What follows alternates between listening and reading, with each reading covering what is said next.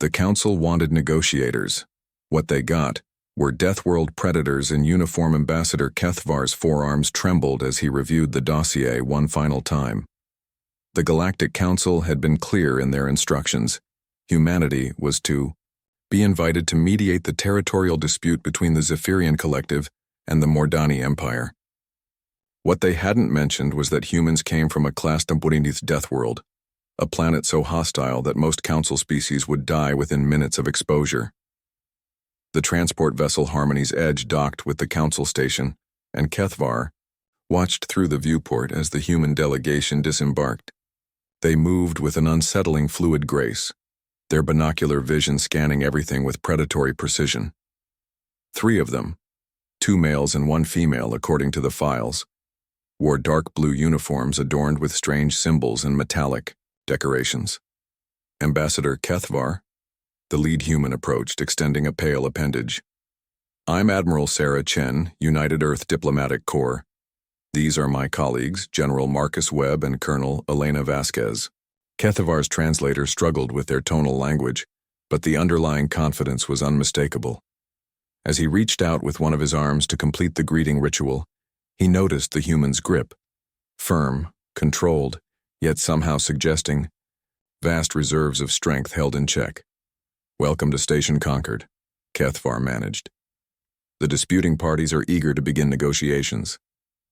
Admiral Chen's lips curved upward, a gesture the files indicated was called a smile, though on a species with prominent canine teeth, it looked rather more threatening than welcoming.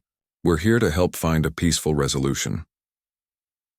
The first negotiation session took place in the Grand Chamber, a circular room designed to accommodate the various atmospheric requirements of Council species. The Zephyrians, resembling massive, crystalline mantises, occupied one section behind their force fields. Across from them, the Mordani delegation, slug-like beings with iridescent skin, pulsed with agitated bioluminescence. High Crystallarch Zexthul spoke first, his words ringing like wind chimes. "The disputed system contains our ancestral spawning grounds. No compromise is possible." The Mordani Prime ooze gurgled through their translator. "Our colony ships were first to establish settlements. Zephyrian claims are historically invalid." For 3 standard hours, the arguments continued in circles. Both sides had repeated their positions countless times to previous mediators. Kethvar watched the humans observe silently, their strange forward-facing eyes tracking every speaker, every gesture, every subtle shift in body language. Finally, Admiral Chen stood. The chamber fell silent. Something about the way she moved commanded attention in a way that Kethvar had never experienced with other species. "May I?" she asked, though she was already walking to the center of the chamber. "I'd like to share a story." Without waiting for permission, she began. "On our homeworld, we have creatures called lions and gazelles. The gazelle is fast, graceful, perfectly adapted to escape. The lion is powerful, patient, evolved to hunt. For millions of years, they've shared the same territory." The Admiral's voice carried easily through the chamber, despite the humans' apparent lack of any natural amplification organs. "Now you might think this means constant warfare, death, destruction, but you'd be wrong." She gestured to General Webb, who activated a holographic display showing scenes from Earth's African savannas. The assembled aliens watched in fascination and horror as massive predators stalked herds of prey animals. "They coexist because they understand something fundamental about survival," Chen continued. "The gazelle doesn't waste energy running from every lion, only the ones that are actually hunting. The lion doesn't waste energy chasing every gazelle, only when it needs to feed." Colonel Vasquez stepped forward, her movement so smooth it seemed almost rehearsed. "Your species," she addressed. "The Zephyrians require specific mineral compositions for your reproduction cycles. Your species," she turned to the Mordani, "need particular stellar radiation patterns for optimal development." Admiral Chen smiled again, and this time Kethvar noticed that several council members instinctively leaned back. "The system you're fighting over has 3 habitable planets and 17 moons. Your requirements don't actually overlap." High Crystallarch Zexthol's crystalline structure chimed with confusion.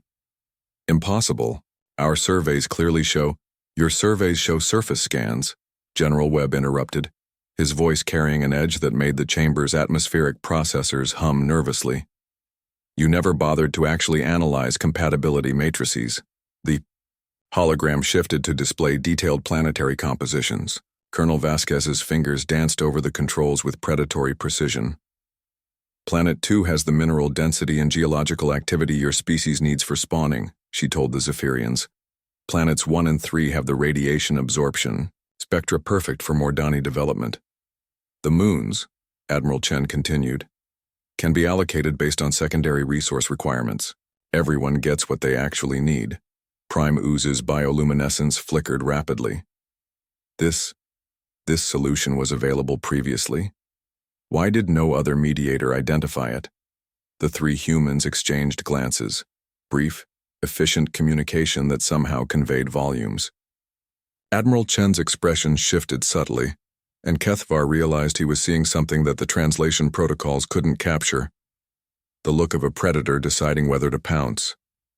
Because, she said quietly, no other mediator was willing to do the actual work of understanding what you truly needed versus what you said you wanted. She began walking slowly around the chamber's perimeter, her colleagues flanking the center in a formation that reminded Kethvar uncomfortably of hunting pack behavior.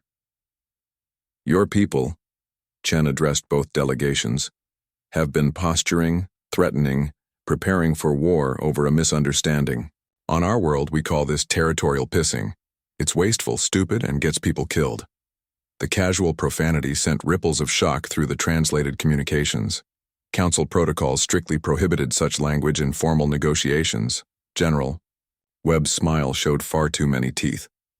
Here's what's going to happen. You're going to accept this resource allocation. You're going to establish joint colonies to handle overlapping infrastructure needs. And you're going to create binding agreements to prevent this kind of stupidity in the future. And if we refuse? High Crystallarch Zexthol's crystalline form rang with indignation. Colonel Vasquez stopped walking. The chamber fell silent, except for the hum of life support systems. When she spoke, her voice was barely above a whisper, yet somehow carried to every corner of the room. On our world, when territorial disputes escalate to warfare, the ecosystem suffers. We've learned that sometimes, to preserve the greater good, predators must intervene. She paused, letting her gaze sweep both delegations. You really don't want to find out what human intervention looks like when diplomacy fails? The Mordani delegation's bioluminescence had dimmed to barely perceptible levels. The Zephyrians' harmonic communications had dropped to frequencies that registered as subsonic tremors. Admiral Chen returned to the center of the chamber. The choice is yours. Coexistence through intelligence or— She shrugged, a gesture that somehow conveyed infinite possibilities, none of them pleasant. 12 standard hours later, both parties had signed the most comprehensive territorial agreement in Council history. The humans departed as quietly as they had arrived, leaving behind a detailed framework for resource sharing that would serve as a template for future disputes. Ambassador Kethvar filed his report with shaking hands. Recommend immediate classification of humans as Class A diplomatic assets. Warning: do not mistake their peaceful intentions for weakness. We asked for negotiators. What we received were apex predators who chose, for now, to solve problems with words instead of weapons. In the depths of space, the Harmony's edge set, course for Earth. Admiral Chen reviewed the mission files while her colleagues planned their next assignment. The galaxy was full of territorial disputes, resource conflicts, and ideological differences. The Council wanted negotiators. What they had gotten were Deathworld predators in uniform, and the galaxy would never be the same.